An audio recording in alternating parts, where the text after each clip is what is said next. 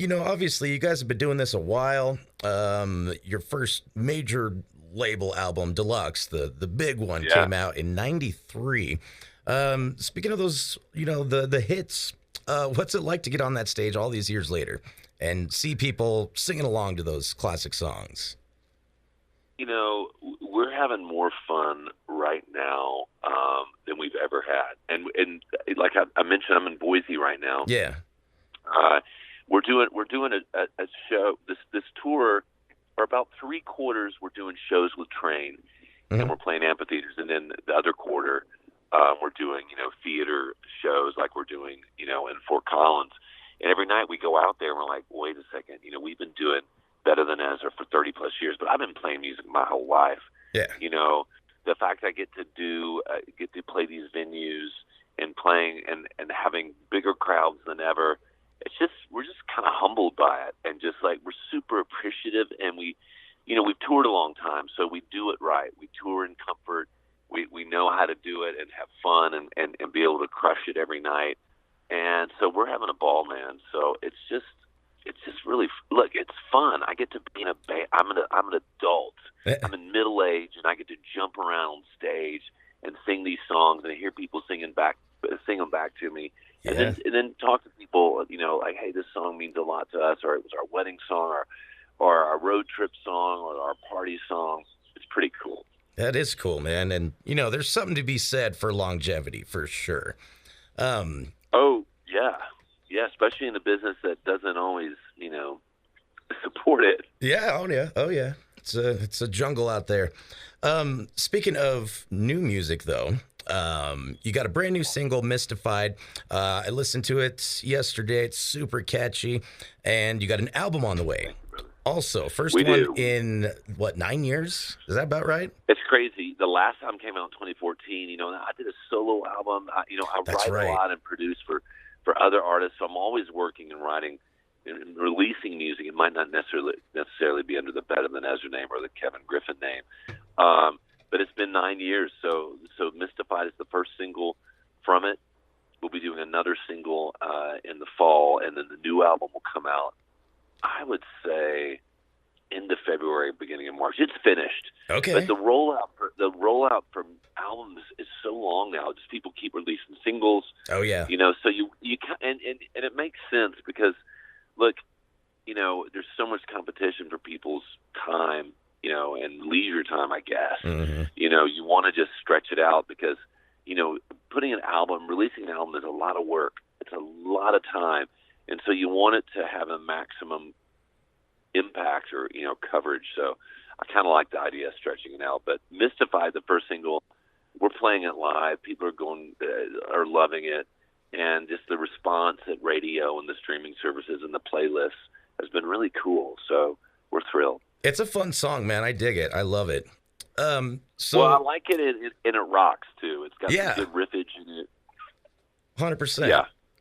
You mentioned a second ago that you're not always writing songs under the Better Than Ezra or Kevin Griffin, I guess, moniker or whatever. Yeah. You've written some songs that I just found out that you wrote. "How We Days Collide," huge Yeah. song, and you co-wrote that one, right? Yeah. I wrote that one. I've written hits for bands like Sugarland and James Blunt and the Struts and Taylor Swift, and I've been able to write a lot of songs that get performed and recorded by some pretty huge artists around the world, Yeah. and that keeps me. That keeps I get to, as an artist, I'm always going to sound like me when I sing, Yeah. but I get to wear different hats and be kind of a chameleon when I write with other artists. When I work directly with the artists, or a lot of times you're just writing with another writer, and you're like, who do we want to write for? Because, you'll get it to I can get it to the artist or the management or the label. So it's really fun. And it's a hustle too, because you write a song and there's a lot of people competing to get on albums and become those singles. So Right. once you write a great song, then you got to get it to the right person. So I dig all of it. Awesome, man. And your your melodies are just fantastic. I mean, from everything I've listened to. But I'm a songwriter Thank you. myself. I've been playing music since I was 13. I'm 36 now. Do you mind if I You're a ask? kid. Yeah, I certainly feel like it. Um, on that note, can I just ask, how does Kevin Griffin write a song? Well, it's a lot of different ways. Well, like the Howie Day song, Mhm. Collide. That started with the title. Okay. I just loved I, you know, back in 2006, there what hadn't been a song called Collide, that I could find, and I just loved, the thought of two hearts or two people coming together and colliding, and it was just the way it sang. And then the harder part was coming up with the music. So, but most of the times, it's I'm just strumming the guitar, Yeah. and I'll just start doing chord progressions, or I'll have an idea of a vibe I want, and then it starts from there, and then I just start singing. I start just humming a melody over the top.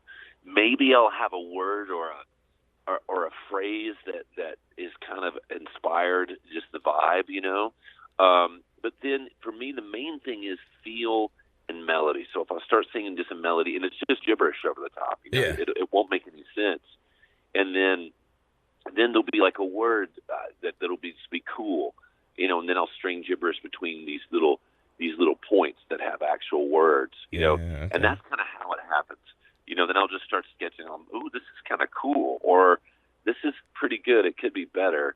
I mean, that's how it happens mostly. Then there's other times where you start with a beat, or I'll go on, Arcade, which is a cool plug-in that has a lot of just different loops, or I'll go Splice, and I'll just listen to something. I'm like, ooh, that's something really cool to sing around. I'll loop that, so it happens all different ways. Awesome. But most of the times it's sitting down with an acoustic and starting to strum.